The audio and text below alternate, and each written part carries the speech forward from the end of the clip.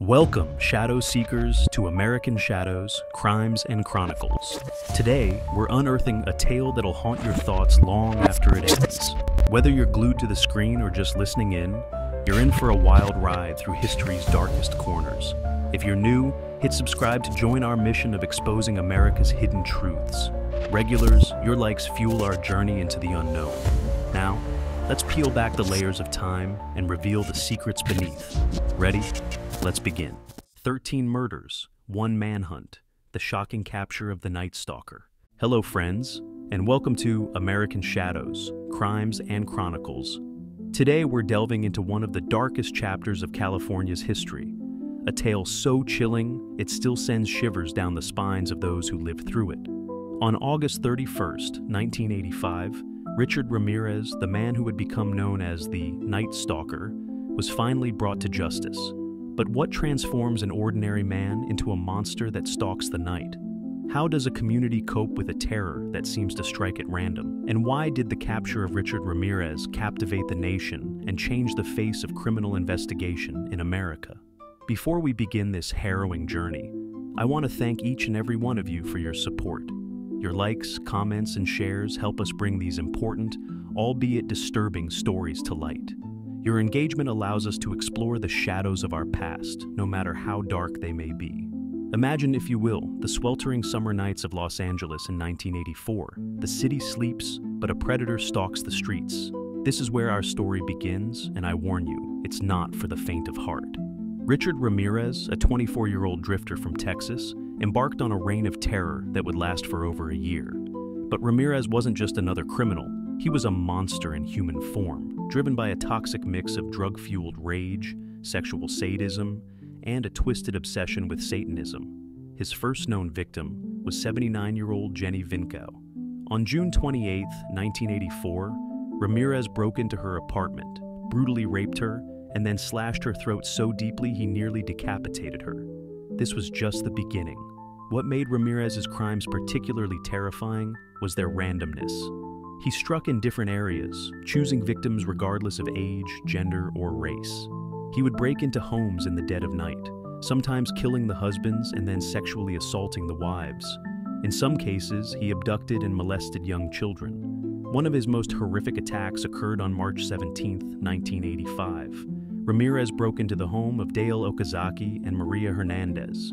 He shot Hernandez in the face, but she survived when the bullet ricocheted off her keys. Okazaki wasn't so lucky. She was shot and killed. Not satisfied with one murder that night, Ramirez went on to drag 30-year-old Tsai Lian Yu out of her car and shot her several times, leaving her body on the road. As the body count rose, so did the panic in Los Angeles and the surrounding areas. Can you imagine the terror of going to sleep each night, not knowing if you might become the Night Stalker's next victim? Sales of guns, locks, and guard dogs skyrocketed. People were afraid to sleep with their windows open, even in the stifling summer heat. The media frenzy surrounding the case only added to the hysteria.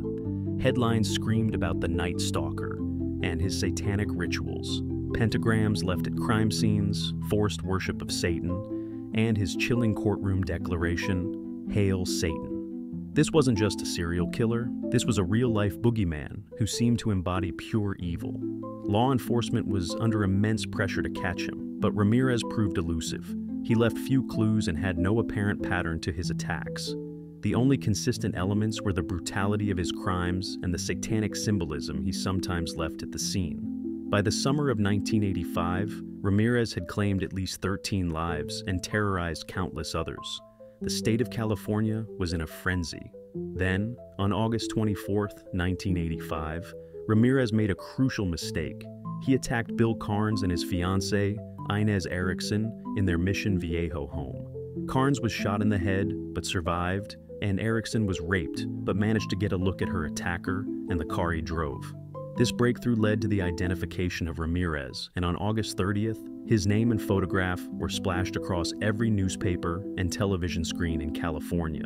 Suddenly, the Night Stalker had a face, and it was one that sent chills down the spines of all who saw it. The next day, August 31st, 1985, became one of the most dramatic in Los Angeles history. Ramirez, unaware that his identity had been revealed, took a bus to visit his brother in Tucson, Arizona. When he returned to Los Angeles and saw his face on the front pages of newspapers, he panicked and tried to steal a car. What followed was like a scene from a movie. Residents of East LA, recognizing Ramirez from the news, began chasing him. The Night Stalker, who had spread so much fear, was now the one running scared. He tried to carjack another vehicle but was pulled out by an angry mob. They beat him mercilessly until the police arrived to arrest him. The capture of Richard Ramirez marked the end of a terrifying chapter in California's history, but its impact would be long-lasting. The case exposed the vulnerability of suburban homes and challenged the notion that evil only lurks in dark alleys. It led to increased security measures in many communities and a heightened awareness of home safety. In the years that followed, Ramirez's trial became a media spectacle. He showed no remorse, often making satanic gestures in court and reveling in his notoriety. On September 20th, 1989, he was convicted of 13 counts of murder, 5 attempted murders, 11 sexual assaults, and 14 burglaries. He was sentenced to death, though he would ultimately die of natural causes on death row in 2013. The Night Stalker case continues to fascinate and horrify to this day. It serves as a chilling reminder of the evil that can exist in our world and the importance of community vigilance. It also raises disturbing questions about the nature of evil and the thin veneer of safety we often take for granted. The Night Stalker case didn't just end with Ramirez's capture. It left an indelible mark on American society and law enforcement. In the wake of Ramirez's reign of terror, we saw significant changes. 1. Home security revolution. The case sparked a boom in the home security industry. Sales of alarm systems, security doors, and window locks skyrocketed. Americans began to view their homes differently, realizing that safety couldn't be taken for granted. 2. Community policing. The role of community vigilance in Ramirez's capture led to increased emphasis on community police partnerships. Neighborhood watch programs saw a resurgence across the country. 3rd. Advancements in forensic science. The difficulties in linking Ramirez's diverse crime scenes accelerated the development and adoption of DNA profiling in criminal investigations. This case highlighted the need for more sophisticated forensic tools. 4. Media's role in criminal investigations. The widespread distribution of Ramirez's photo, which led to his capture, underscored the power of media in aiding law enforcement. This case set a precedent for how media and police could work together in manhunts. 5. Criminal psychology. Ramirez's case became a focal point in the study of serial killer psychology. His apparent lack of a specific victim type challenged existing profiling methods and led to more nuanced approaches in understanding serial offenders. 6. Satanic panic. The satanic elements of Ramirez's crimes fueled the ongoing satanic panic of the 1980s, leading to increased scrutiny of occult symbols and practices in popular culture. As we reflect on the Night Stalker case, we're left with profound questions about the nature of evil, the power of community, and the balance between security and freedom. How do we protect ourselves without living in fear? Can we ever truly understand what drives someone to commit such heinous acts? And how has our society changed in the decades since Ramirez's capture? This is American Shadows, where we peer into the darker corners of our nation's past. Until next time, remember that even in the face of unimaginable horror, the human spirit can triumph.